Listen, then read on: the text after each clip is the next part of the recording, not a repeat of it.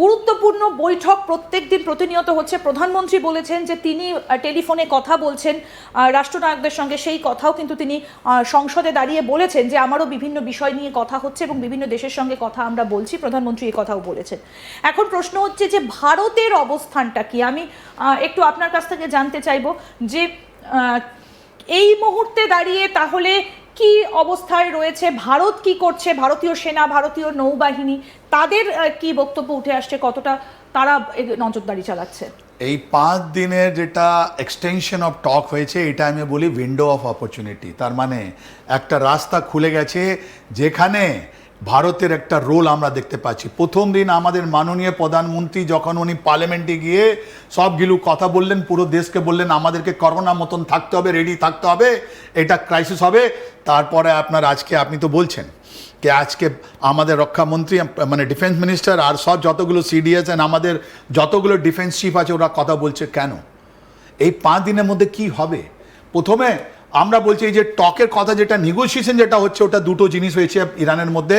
Iranian revolutionary guard যেটা মিলিটারাইজ যেটা ছিল মোস্তফা খোমাইনি, যার চিফ সুপ্রিম লিডার, ও তো চাইবে না কি কোনোদিন কথা হোক। ওরা বলছে না, যতদিন আমেরিকা বা ইসরায়েল ধ্বংস না হোক আমরা কথা বলবো না। তার মানে কি হলো? এই ইরানিয়ান রেভলিউশনারি গার্ড শেষ হয়ে গেল, ওদের পলিটিক্যাল লিডারশিপ এখন টেক ওভার করছে। এটাই তো আমেরিকা চাইছিল। আর রিজিম চেঞ্জ তো হয়ে গেছে। খোমাইনির শাহাদতের পর উনি যখন মারা যান 28 ফেব্রুয়ারি, তারপর থেকে আজ পর্যন্ত যতগুলো 60-70 জন লোককে দেখলাম লাগাতার লারি জানিয়ে সব মারা গেল। তাহলে ওখানে যেটা আছে, ইরানের যেটা আছে, যারা কন্ট্রোলে আছে, ওরা কি এখন বলছে কি ইরানিয়ান রেভলিউশনারি গার্ড যেটা autonomous directive style of command, মানে তোমরা নিজে মেরে দেবে, ওদের কথা কেউ শুনছে না? এটা আমরা দেখতে পাচ্ছি, নাম্বার 1। নাম্বার 2, এই 5 দিনের মধ্যে ইরান কি করবে? ইরান নিজের মিসাইল যেটাগুলো শেল্টারগুলো আছে ওটা রিপেয়ার করবে, রিকুপ করবে, আর ওটা নিজের সেটিং করে নেবে, আরও যতগুলো জিনিস আছে ওটা দেখবে। দ্বিতীয়, আপনার ইসরায়েল কি করবে? ইসরায়েল নিচে যে বাবল যেটা বাস্ট হয়ে গেছিলো, এয়ার ডিফেন্স যেটা বাবল আছে ওটা রিপেয়ার করবে, আরও শক্ত করবে। এই 5 দিনের মধ্যে বা 2 দিন আরও মিলিয়ে নিন, ওরা কি ভাঙবে? ওরা কি আরও মিসাইল ছুড়বে? এটা তো 5 দিনের মধ্যে আমরা দেখতে পারবো, রাইট? তো ইরান যেটা আছে নিজের মিসাইলের যতগুলো আপনার ওদের ভান্ডার আছে, ও যতগুলো আরও একটা আর্গুমেন্ট করবে, তাই জন্য আরও কোনো ইরানিয়ান ড্রোন বা এটা করবে না। ইউক্রেন থেকে হয়তো ওরা নিয়ে এসছে অ্যান্টি ড্রোন যেটা সিস্টেম আছে ওটা করবে। আর আমেরিকা কি করবে? ওটা তো আপনি তো বললেন টমাহক মিসাইল নেই, প্রথমে বলে দিলেন, তার মানে ওরাই করবে।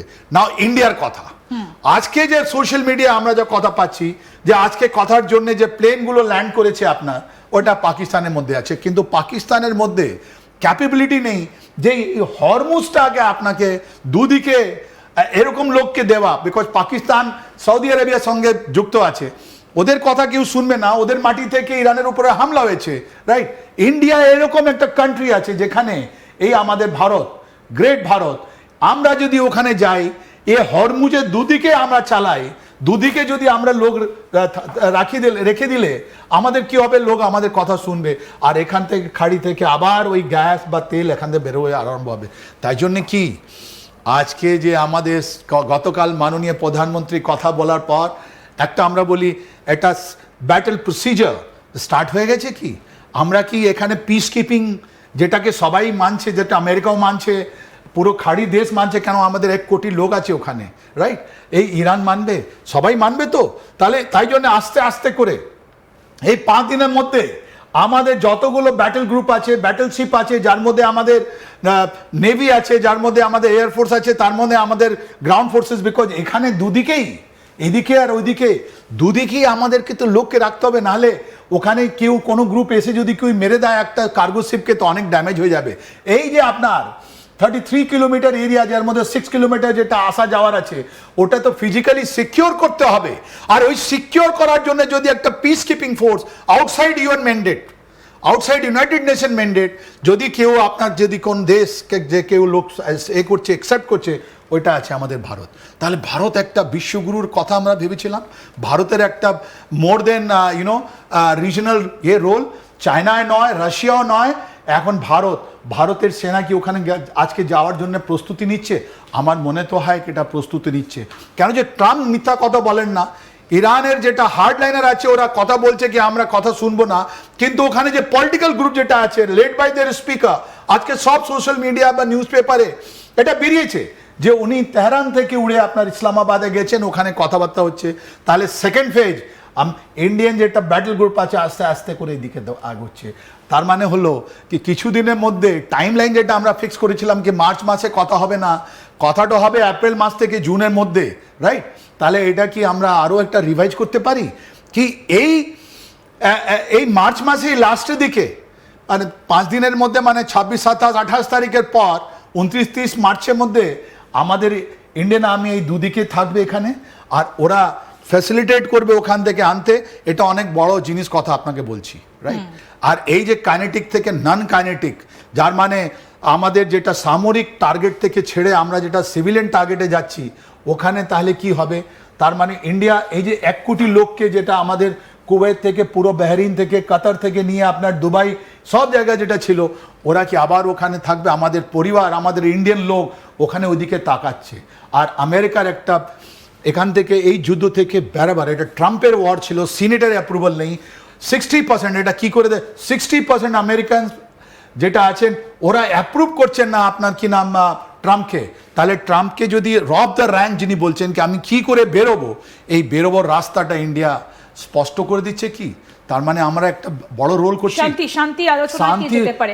আমি একটু খার্গ দ্বীপটা সম্পর্কে এবার আপনার কাছ থেকে জানতে চাই যে এই খার্গ তো আমেরিকা টার্গেট করেছে, তো ইরান তাহলে কি করবে? এই 5 দিনের মধ্যে কি খার্গ দ্বীপটাকে সুরক্ষিত করতে পারবে? Very nice. এই 5 দিনের মধ্যে যেটা রেস্ট অ্যান্ড রিকুপ আমরা বলি, ট্যাকটিক্যাল পজ আমরা বলি। ট্যাকটিক্যাল পজ মানে কি হয় কি যুদ্ধটা কিছু কারণে আপনি বন্ধ করে দেওয়া, plan A, plan B, plan C, প্রত্যেকটা যুদ্ধে করার একটা অনেকগুলো পদ্ধতি আছে, প্রসিজার আছে কি আমরা সামনের দিকে যাব, বাঁ দিকে যাব, ডান দিকে যাব, পেছন দিকে যাবো, উপর দিকে যাব, নিচের দিকে যাবে, অনেকগুলো আমাদের অপশন আছে। তাহলে এই অপশনের মধ্যে আপনি দেখুন আজকে 2 দিন আগে থেকে আমেরিকান যে বক্সার আপনারা তো দেখিয়েছেন, ওদের 2500 থেকে বেশি মারিনস এই খার্গ দ্বীপে, যেখানে আপনার এই ইরানের সব থেকে বড় একটা পাইপলাইন আছে যেখান থেকে পুরো জিনিসটা এটা চায়নার কাছে যাচ্ছে, তাহলে ওটা কি অ্যাটাক করবে যদি কথাটা না শুনে? আমি একটু ছবিটা দেখাতে বলবো। ইউএসএস বক্সার এবং ট্রিপলি এই জাহাজ দুটো কিন্তু এবার এগোচ্ছে, সেই ছবিটাও আমরা দেখাবো। ভেরি সুন্দর। তার মানে কি হলো, প্ল্যান বি অফ আমেরিকা এই 5 দিনের মধ্যে ওরা marine backed by Indian expeditionary force, আমরা এটা বলি এক্সপেডিশন মানে ট্রাই সার্ভিসেস আছে, যার মধ্যে এয়ারফোর্স, নেভি অ্যান্ড আর্মি আছে।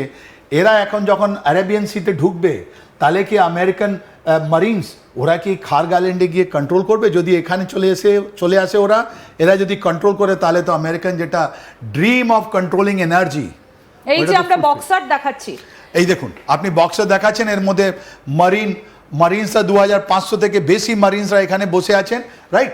তাহলে ওরা কি যদি টক ফেল হয়ে যায়, তাহলে খার্গ আইল্যান্ড ক্যাপচার করবে? কেন বারবার আপনি যদি 3-4টে জিনিস দেখেন, পলিটিক্যাল গোল অফ বা মিলিটারি অবজেক্টিভ, একটা যুদ্ধ স্টার্ট করার আগে একটা অবজেক্টিভ হয় আমরা চাইছি কি, তাহলে ওর মধ্যে আমেরিকা প্রথম বলেছিল আমি নিউক্লিয়ার জিনিস অ্যান্ড মিসাইল বানাতে দেবো না,